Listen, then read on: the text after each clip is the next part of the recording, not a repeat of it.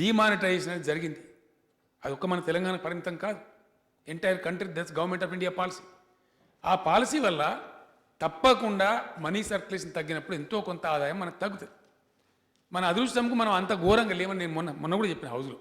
మరి అంత భయంకరంగా దెబ్బ తగలే మనకు.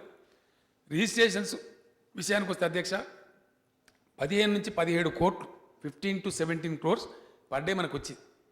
అది తగ్గి 10.5-11 కోట్లకు వచ్చింది పర్ డే.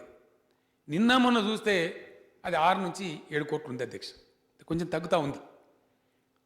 మోటార్ సేల్స్ కూడా ఒక 15-20% పడిపోయింది అధ్యక్ష. మిగతా జరుగుతూ ఉంది.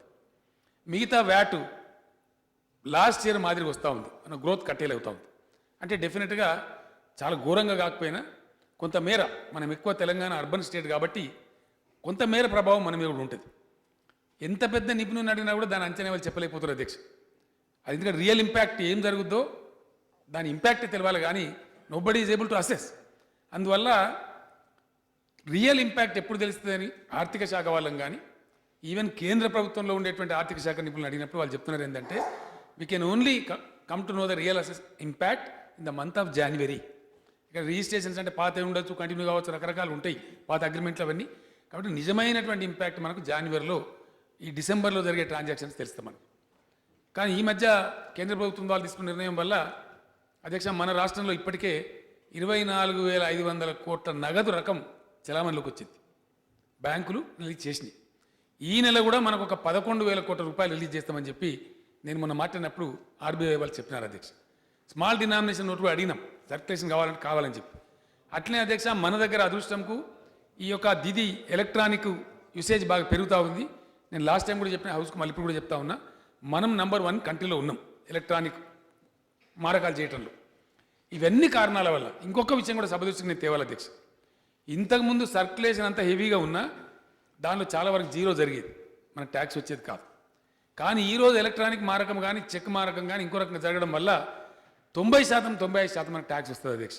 అదంతా మెయింటైన్ అవుతుంది, బ్యాలెన్స్ అవుతుంది. అయినప్పుడు మనం భయపడాల్సినంత భయంకరంగా లేదు. ఎందుకంటే అధ్యక్ష, మనం ఫస్ట్ వస్తుందంటే జనరల్గా చెకప్ ఏం చేస్తాం, శాలరీసు, పెన్షన్స్, డెట్ సర్వీసు, డిసిప్లిన్గా పోవాలి. That is what is our prudence. కాబట్టి నేను మన ఫైనాన్స్ సెక్రటరీ గారికి ఫోన్ చేసి, ఏమండి ఎత్తుంది మీ పరిస్థితి అని అడిగితే, సార్ అంత భయంగా లేదు, 3,900 crores ఉందని చెప్పాడు. అంటే శాలరీస్ అవన్నీ పోయిన తర్వాత కూడా ఇంకా ఒక 1,200 కోట్లు మనకు కుషన్ ఉండేటువంటి పరిస్థితిలో రాష్ట్రం జరుగుతూ ఉంది. ఇవి ఫ్యాక్ట్స్. అందువల్ల మనకు జనవరిలో తెలుస్తుంది. తెలిస్తే ఏమవుతుంది అధ్యక్ష, వాళ్ళకి ఇవ్వాల్సినటువంటి 100, 200, 300 అన్నిటి మీద పడుతుంది ఆ దెబ్బ. ఒక ఫీజు రియంబర్స్మెంట్ మీదనే వచ్చి పడుతుంది ఆ పిడిగా, నేను అంటలేను. ఒక సూచనగా చెప్పినారు మంత్రి గారు.